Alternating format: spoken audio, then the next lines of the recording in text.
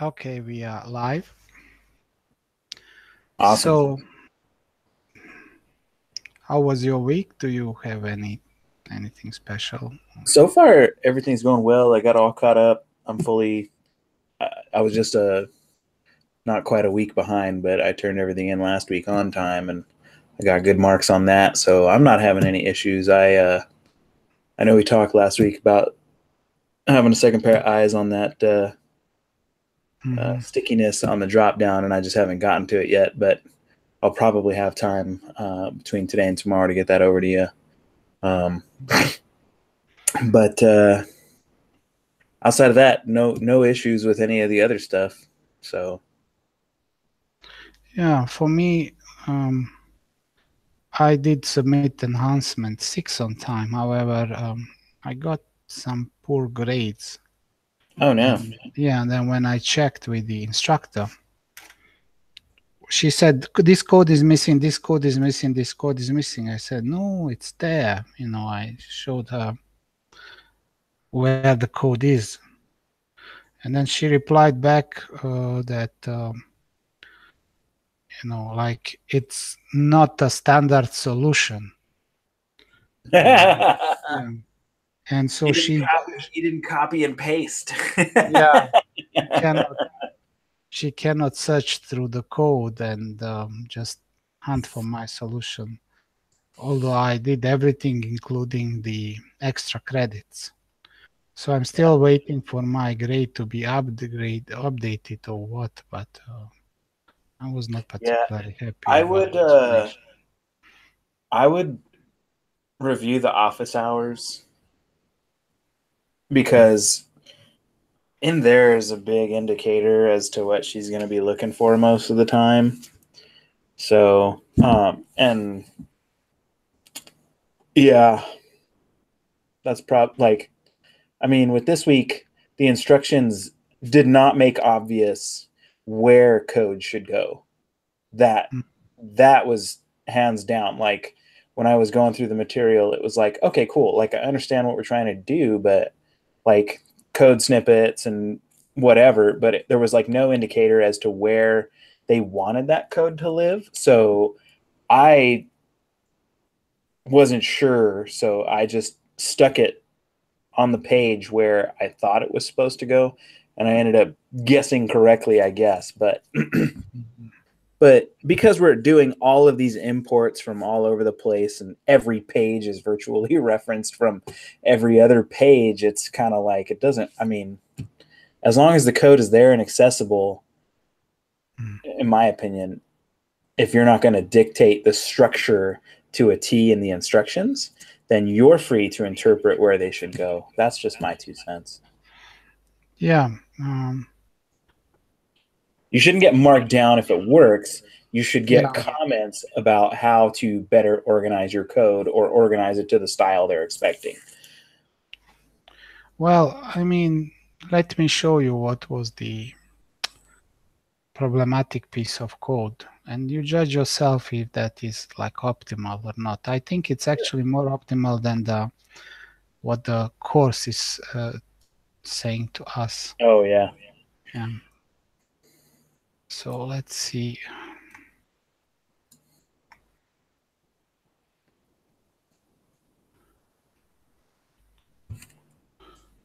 So here is the, for example, my admin view. Uh-huh. It should normally contain this code where the um, it's we have to check at the beginning if the user is logged in and if um, and then also, for example, when we are talking about product management, then the user must be administrator.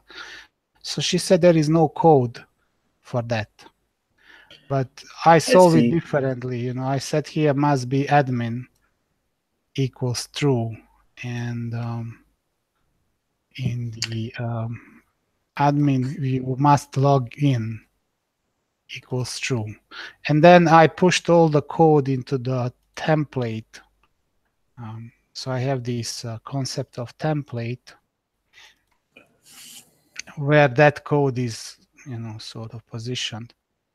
And so there are two functions. One is logged in, is admin. Yeah. And then this is here. If it is it's a must login and it's not logged in, then push him to the home view. And if it must be admin and it's not admin, then push him or her to the home view again. So this kind of works, and it's centrally organized, so I don't repeat this code across all the views. I just put define a variable. The admin page, you don't need to be an admin, you just need to be logged in. Yeah, so this and then there's a conditional, go back to your admin page real quick. This is admin page. Okay, if session, client data, client level, greater than 1. Okay, cool. I was just making sure you were filtering there too. No, this is what is in the admin PHP. No, I know that. I'm going. But in the template, go back to your in the template. Yep. No, I know. I'm talking about the conditional URL, the conditional link based on your level. I was just checking to make sure that that was there as well, and it looks like you have it. So, like the product management link only displays if your client level is greater than 1, which you have. That's what I was. Yeah. I was thinking maybe she was saying that was not correct too or something, but you definitely. So, I think maybe it's just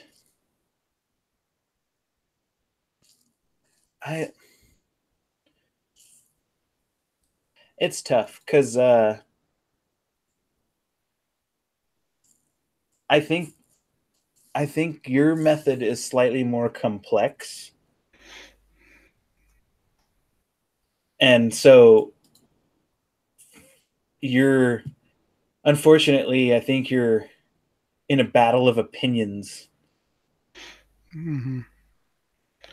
I don't know, could be, but yeah, it's kind of.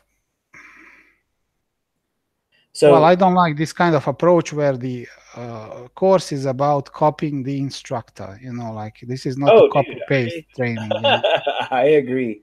Yeah, I agree. But that being said, there are 17 million ways to skin a cat.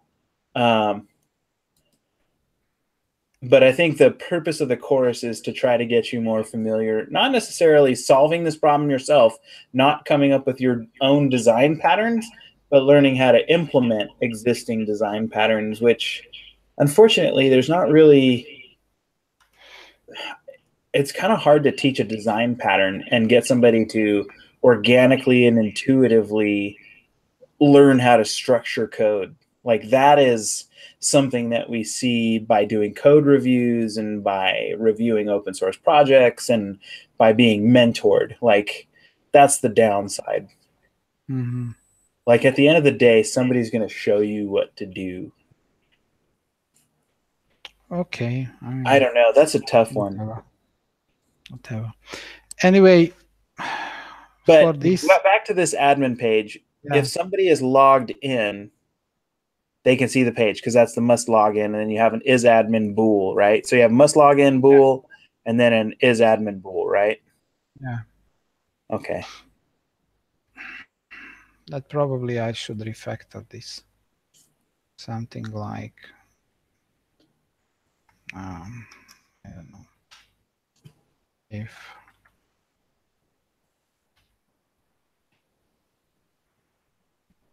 it's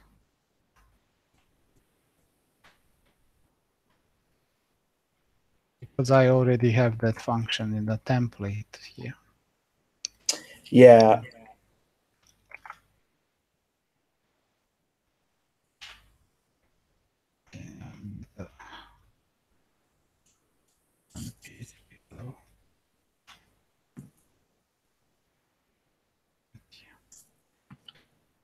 Like that also should work. It's a bit more obvious. Okay. So are those functions instead of in the template, are they have you thought about moving them to the functions uh, library? Yeah, it could go there. Because I think that the functions library is kind of like a helper function collection. And I mean, I'm just saying if you're gonna keep going down that road, maybe it might make more sense to have them there. Because these I'm still trying to keep the separation between model view and the controller. And when I go to the functions library, there is a check email, check password, and these two functions um, controller functions, controller helpers. Yep. Okay, and also the create nav list is invoked in the controller. However, these two functions here are typically used in the view. Okay, because they contain this nothing special, but anyway, I invoke them in the view. So I was kind of thinking if I put them into functions, they sort of like in the area where they should be. But on the other hand, is I don't need them anywhere else but in the template.php. And therefore I Yeah. just keep them there. I mean, the code is not duplicated, but I keep the separation of concerns clean. Maybe I'll revise it later, but at this moment, that's how it is. I mean, I personally don't see a problem with your approach, but Mm. I think maybe because maybe from her perspective, you're it's maybe it's more obscure from her position Mm. as to what you're doing. Um, Yeah, it was like that. The explanation was like I cannot go through your code and find the things. But she said I will revise the code again. But she still yeah, did. like I said, there's nothing wrong with your approach. I think it's just Okay. yeah. How about the enhancement 7? I haven't started it yet. I was going to start it tomorrow. I just got done with my other computer science project today, so I'll have tomorrow and Saturday to knock it all out. Mm-hmm. Um, there is one thing I kind of was a surprise for me, and let me show you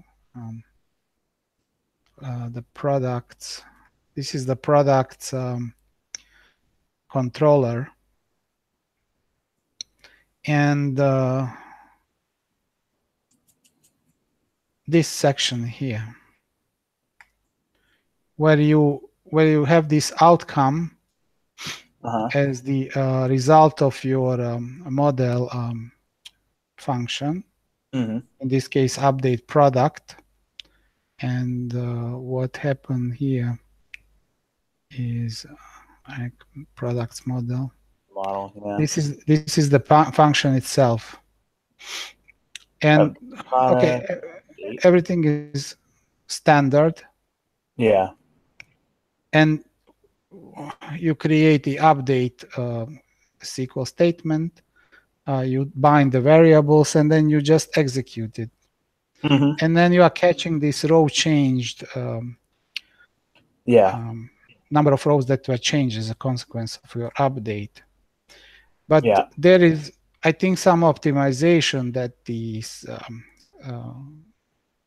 SQL database is putting in place, which is if none of the variables are actually changing anything, so you just open the form and then say save, you don't change any field, then the Yeah. row count will be 0.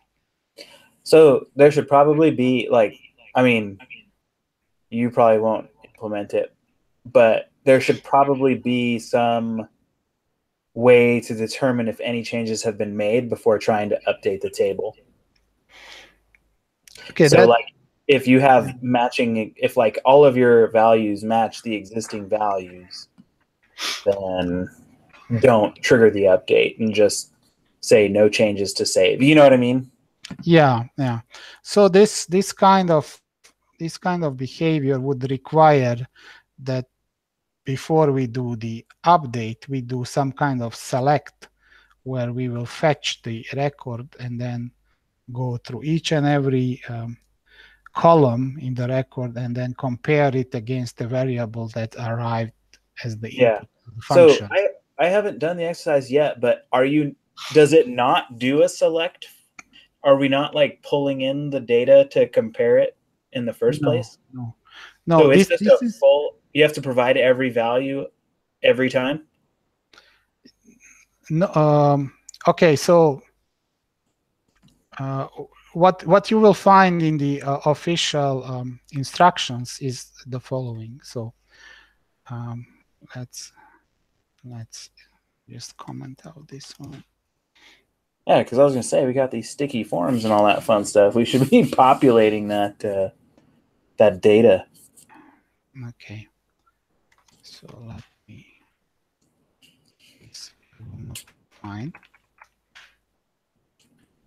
Okay, so this is what you will find. So here you have to,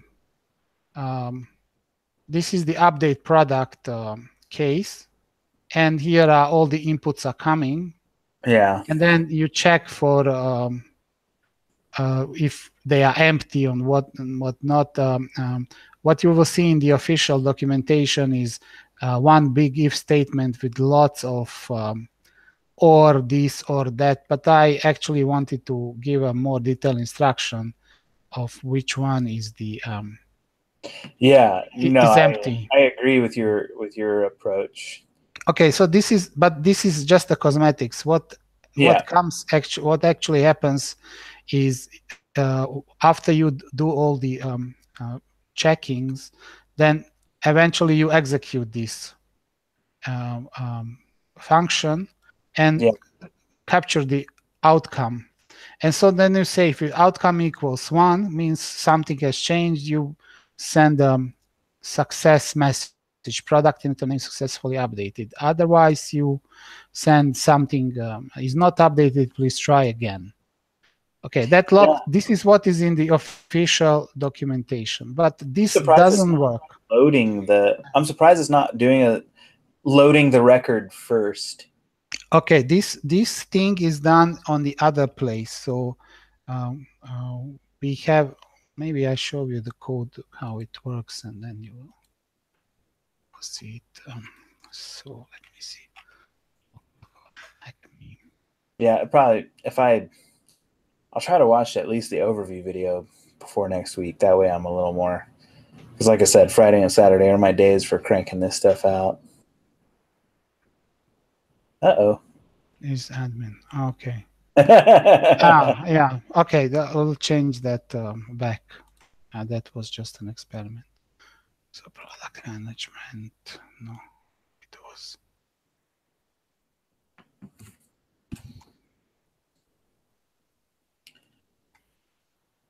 No, where is that view? Is that view? I'll just change it. Admin PHP, this one. Okay, this one.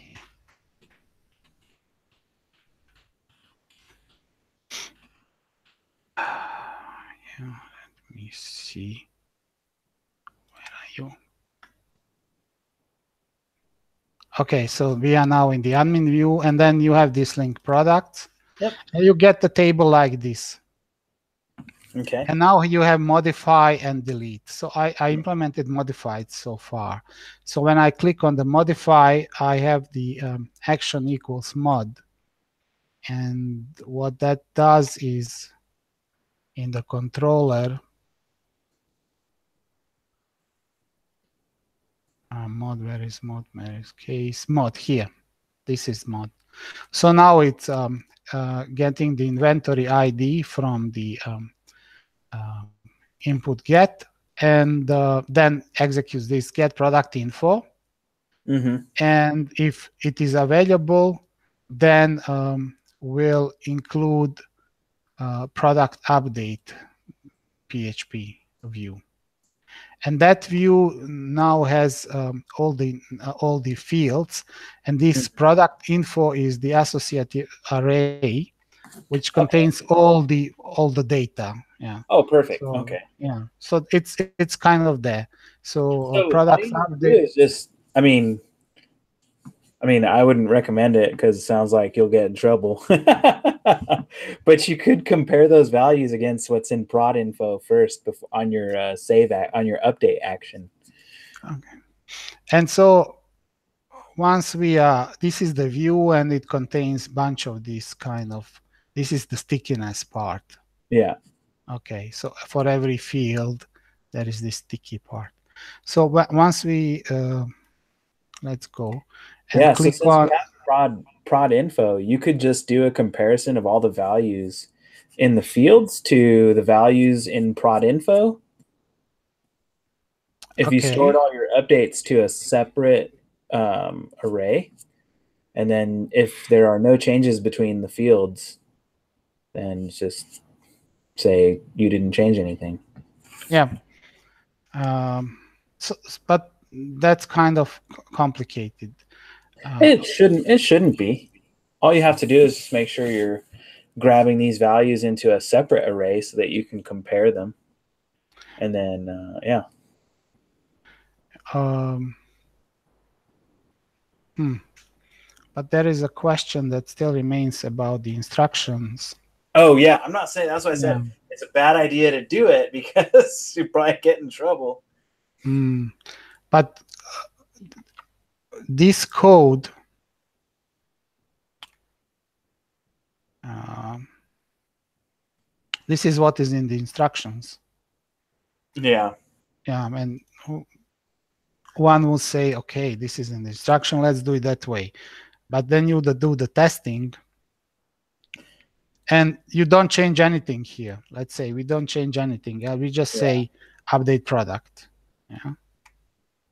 And it will say not updated, please try again. Yeah. Yeah. And it is kind of an error message, unnecessary, you know. Yeah. Oh, your category didn't stick. Yeah, I don't know why, but I have to check this. Well, Anyway, thanks for the overview. yeah, Yeah. the solution for me was to detect for the outcome equals 0. Yeah. Well, Yeah. So this what one. you should do is see what the outcome is if you have a bad reference or something. Is it something other than 0? Yeah, and that is the official way. I had to search through documentation. They say Okay. this is the feature of MySQL or MariaDB or however you call it. It says like if you don't change anything and try to update it, the number of records change will be 0. You know, but then how to detect real error? And the answer is, well, it will not be 0 or 1 or normal number. It will be something like false or null or whatever, and you Yeah. will get exceptions equal exception or something like that. So, but Oh, good. So you'll this be is able to catch nowhere it. described. It's nowhere Yeah. described. Yeah, we're not doing any like error handling, Yeah. which is interesting. For a 300 level course, I'm surprised we're not catching exceptions or anything like that. So Maybe later. maybe there is 337 or whatever. I don't know. Is there Yeah. anything after 336? Yes. Like there's like a database class that's actually, I have it right here. Hold on just a second. I just had to register for more classes, so I have my schedule here.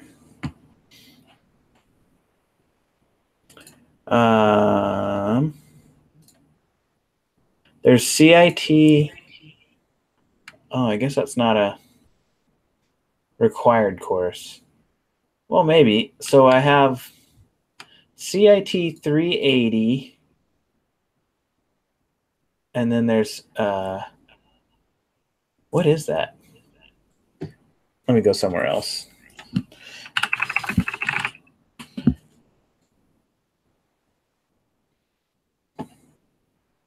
One moment.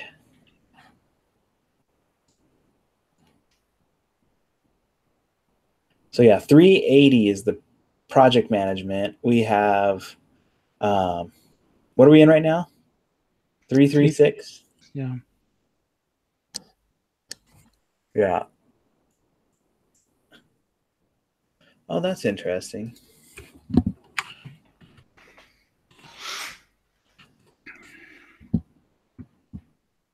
Oh, this is an elective. 336 is an elective, a CIT elective. So there's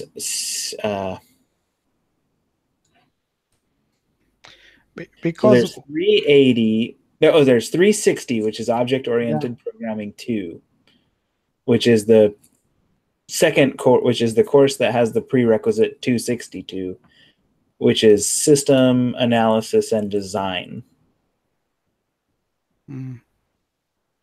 Okay, this is more like toward the project management and methodologies and what. 380 is, but there's still 360, which is object-oriented programming 2. So, which is what I'm trying to, like, I have a feeling now that, like, if you are if you have like 336, like this course, finished, the question is, are you sufficiently skilled that you can start really working on the backend development, right? Yeah, I would say yes, because when you think about the software development boot camps, they're like 3 months long, and people are getting hired. The people that are getting hired are the people passionate who are doing their homework after hours and really trying to wrap their heads around it, not just check boxes off on a list of things to do to get your certificate. I'm in a market right now where even those bootcamp developers are getting hired pretty regularly. So yeah, absolutely. Now I'm also taking some of the CS courses, and those courses are way more challenging. Okay, I think, like, after this course, we will be qualified probably, like apprenticeship maybe. You can, especially here in Boise. I mean, you Drazen, especially. I mean, you are clearly passionate about this topic, and it's something you spend a lot of time thinking about, and you go above and beyond with your assignments. You have an eye for detail, and you think very clearly and thoughtfully about the problems you're trying to solve.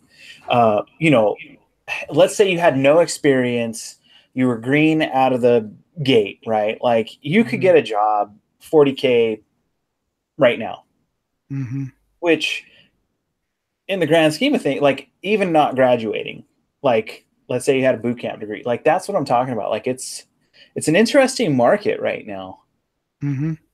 Now, you'll get weeded out if you suck. It won't take long for them to drop you, but they're looking at you as a long-term investment, because it won't be long, if you're good, that you'll reach mid-level in a couple years. And so they'll have you as a mid-level developer for a steal because they took a chance on you. That's the trade-off. Okay, interesting. Well, I guess everything needs to be looked at in the context of that market. It's kind of tough right now for me too, because, like, the space that I'm in, like a DevOps engineer and all that kind of fun stuff, like with my systems admin background, I mean, to move into software development, like, I decided to go software development heavy with my electives because I wanted to better understand the software development lifecycle, better understand design patterns, logging implementation, exception handling, things that really cross over, that overlap. between the two realms, and build and release management. So those are my incentives. But it's like now that I do it more and more and more, it's like, man, I could potentially do this as a full-time career and benefit from my 15 years as a sysadmin, right?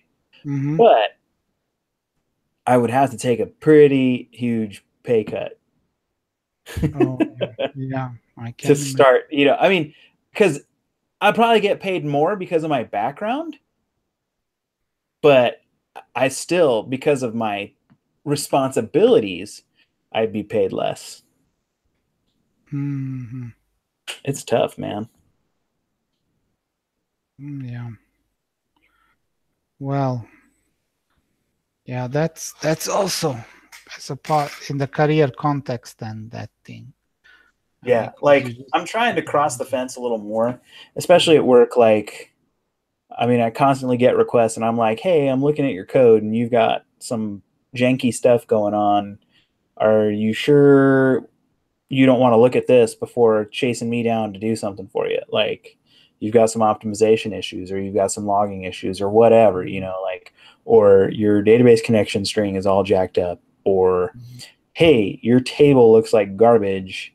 You're doing a complex query and you have no clustered indexes and all this, like stuff like that. Like, I like Uh-huh. to be able to call it out, but not necessarily know enough to like be like, hey, I could do this for you. Hmm. And are you working for like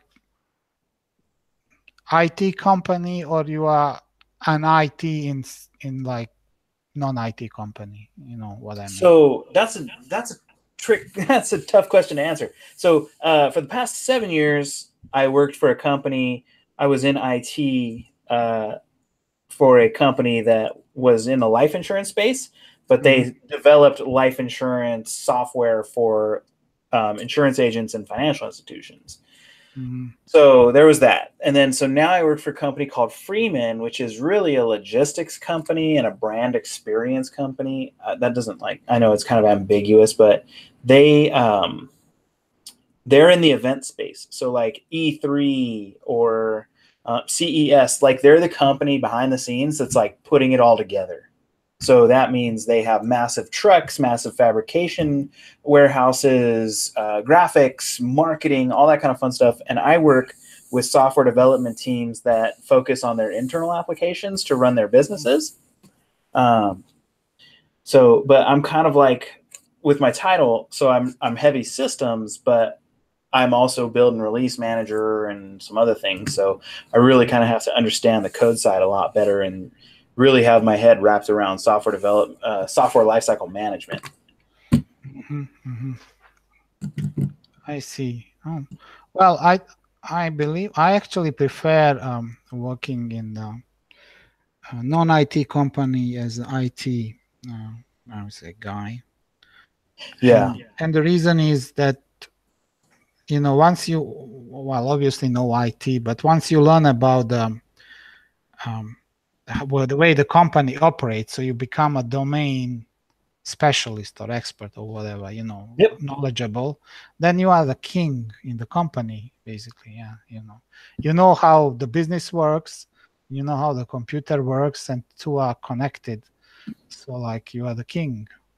Yeah. And as long as there's growth potential still, even so, then I say yeah. Because like the first company that I was the primary IT guy for was a mortgage company. I learned a Mhm. lot about loan origination, HIPAA, blah blah blah, all that fun stuff. Or not HIPAA. But that was all PII and financial data that we had to deal with. And then I worked for, that life insurance company. And then it was like, okay, now I've got all the HIPAA requirements and all this other fun stuff. Great. And then, so now that I work for Freeman, it's all PCI nonstop all day, every day. So like, cause they do so many different transactions, so many different ways. Like, I mean, we're talking like 1 million transactions a year. It's like, through all sort, like on-prem, show site, in the cloud, you know, like metropolitan area networks. It just gets crazy, like, because they have all these all these different networks for all these different things. Like, I mean, they have like pop-up little mini cities between and complex networks between buildings. It's crazy. Like, Mm. Okay. Yeah. Well, that yeah. sounds interesting. Yeah. Anyway, I was like, yeah, let's keep it short, and then Yep. that's how it goes, man. But what you do, Okay. dude, I could never do what Uh, you. well, I mean, like, I'm in the, I would say, king position. I brought myself into, like, I work in telecommunications, but Yep. I am not like telecommunication expert. Actually, more like a spare parts salesman or something like that. Yeah, but I know how to make a business case out of spare parts and repair demands of mobile operators like I Yeah. don't know, AT&T or whomever. And so, like, and on this other side, I developed some tools, programs, how to do it quickly and things like that. And that is the um, so I work in the service department, and just for comparison, like the company is does a lots of R&D, obviously, in the telecommunications, and the senior R&D developer is two job grades below my position. Huh. So like, yeah, so like it's better to be in the service and know about technology than to be technologist only. Yeah, and Yeah. yeah, these people are like too narrowly they are focused on like their little bit of code, which I don't know causes the call to be forwarded through the exchange in some way, and Yeah. that's all they do. But when you, so if you can take a broader scope, then your job grade will go up. So I Yeah. beat them by 2 job grades, and And that's that's tangible kind of how money. it is for me. In reality, I'm responsible for process, but there's so much work to do that I'm on a hands-on keyboard a lot of the time. Mhm. So, all right, Okay. man. Well, Good you have night. a good night or good day. Yeah, and take care about your baby. I hope she's fine. Oh yeah, she's doing all right. Okay. She's really easy so far. Oh, you are lucky. She's really chill for the most part. Okay, bye. Bye.